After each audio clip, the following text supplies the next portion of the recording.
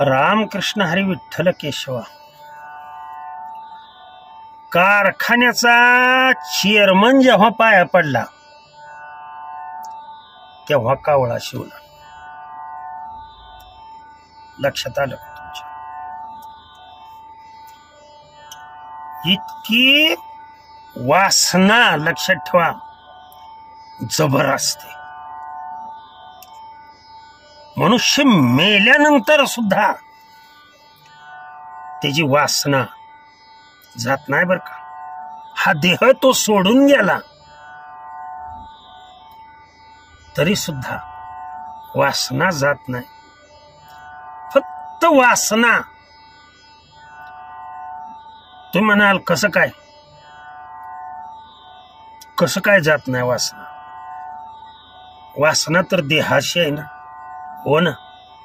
पण देहाचे लक्षात ठेवा 4 प्रकार आहेत. दिसतोय तो स्थूल देह आहे. स्वप्नामध्ये जो देह स्वप्न अनुभवतो तो सूक्ष्म देह आहे. लक्षात ठेवा. ज्याच्या सोबत सर्व काही येतं कारण देह आणि महाकारण देह आणि केलेलं कर्म हे पुढं सुकृत घेऊन जाणारे हे उरलेले 3 देह. लक्षात आलं. परंतु यातून वासना कधीच जात नाही. तुमच्या आमच्यासारख्याची कधीच जात नाही आणि म्हणून कावळा शिवत नाही. लक्षात ठेवा. दृष्टांत सांगतो. आमच्या गावातला दृष्टांत आहे. नळाच्या खालचा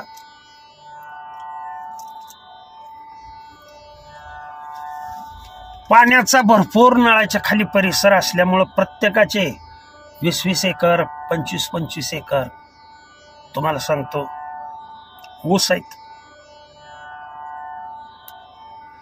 आणि म्हातार सगळ्या पोरांना घेऊन दरवर्षी 20 एकर ऊस.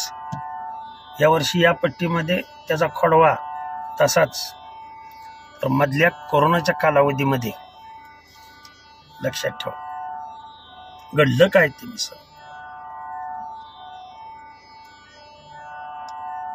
कारखान्याचा चेअरमन आणि आमच्या या नळाखालचा माणूस दगडूशेठ लय दोस्ती हो. नुसता फोन करतो. याने फोन केला की दुसऱ्या दिवशी टोळी ट्रॅक्टर हजर. पण कोरोनाच्या कालावधीमध्ये काय झालं त्याला कोरोना झाला. लक्षात ठेवा. साधारण फेब्रुवारी महिना असेल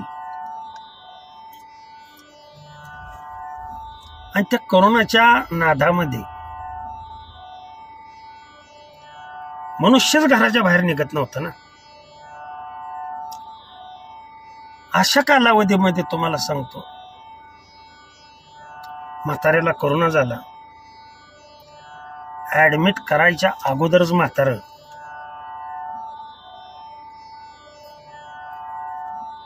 गेलं.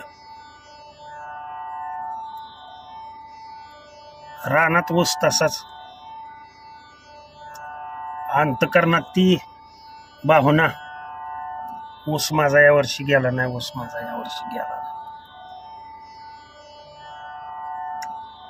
आता म्हातारं गेलंय म्हणल्यानंतर सगळ्या समाजाची लोक म्हाताऱ्याला दहन वगैरे दिलं.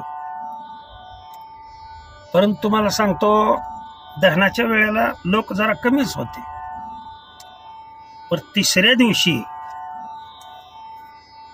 एवढी गर्दी झाली. सर्व प्रकारच्या सर्व क्षेत्रात मनुष्यच तसा होता.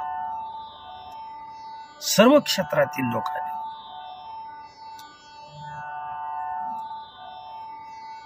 माती सावळणे ज्याला म्हणतात तो प्रकार झाला.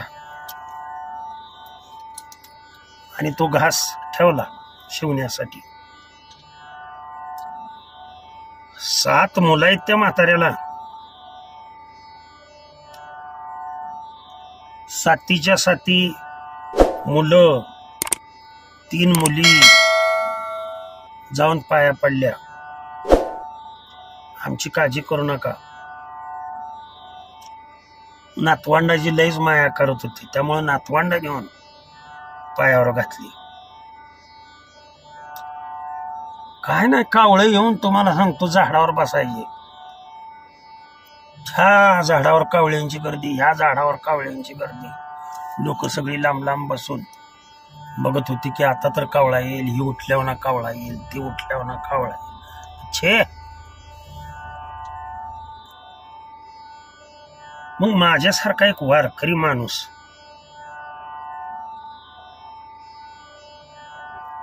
तिथे होता. मी होतो बरं का तिथं प्रत्यक्षात हजर.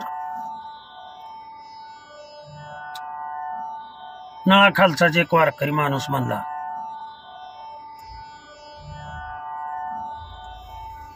ही बाकीची घरातली काय उठून उपयोग नाही.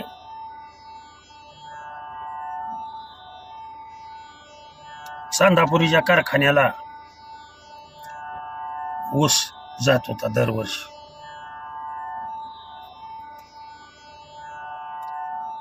तो वारकरी उठला आणि त्यांनी सांगितलं, ओ चेअरमन साहेब, तुम्ही उठा आणि तर दगडू अण्णाला पाया पडा, जेवढा तुझा ऊस हाय तेवढा नेहन म्हणा कारखान्याला. उठा म्हणले. खरोखरच एक सुद्धा नातेवाईक नाही ते चेअरमनला उठवलं तुम्हाला सांगतो. आणि चेअरमन जाऊन जिथं ती माती सावरली होती देव उभा केला तिथं जाऊन म्हणले, अण्णा काळजी करू नका, तुमचा सगळा ऊस मी कारखान्यावर नेतो. त्या अण्णाला तुम्हाला सांगतो चेअरमनला बाजूला सुद्धा निघू दिलं नाही त्या कावळ्यानी. चौकडून पटापटा पटापटा पटापटा. कशासाठी दृष्टांत सांगितला? हा, वासना कशात गुंतली होती? त्या ऊसात. जेव्हा चेअरमननी वचन दिलं तेव्हा कावळ्यांची गर्दी. पण तुम्हाला एक महत्वाची गोष्ट सांगू इथं सिद्धांत, अशी वासना नव्हे त्याचं बीज सुद्धा राहत नाही बर का, लक्षात ठेवा.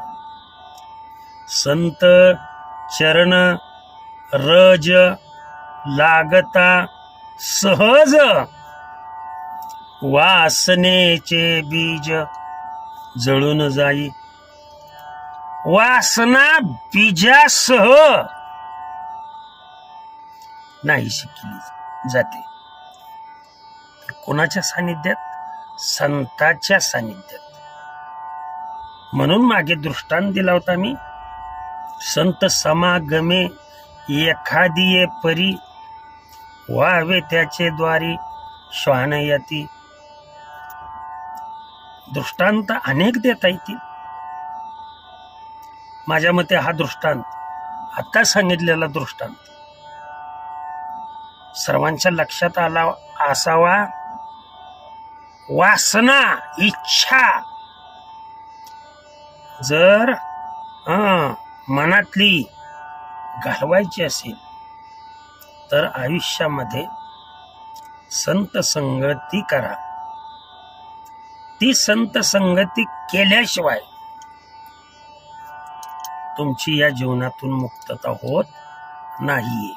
त्याच्यामुळं जगद्गुरु तुकोबाराय सुद्धा म्हणतात, मला काय नको, काही नको, संत संग देही सदा. नामदेव महाराज सुद्धा तेच म्हणतात, हरिजना सभे बेटी न हो अंग संग तुटी.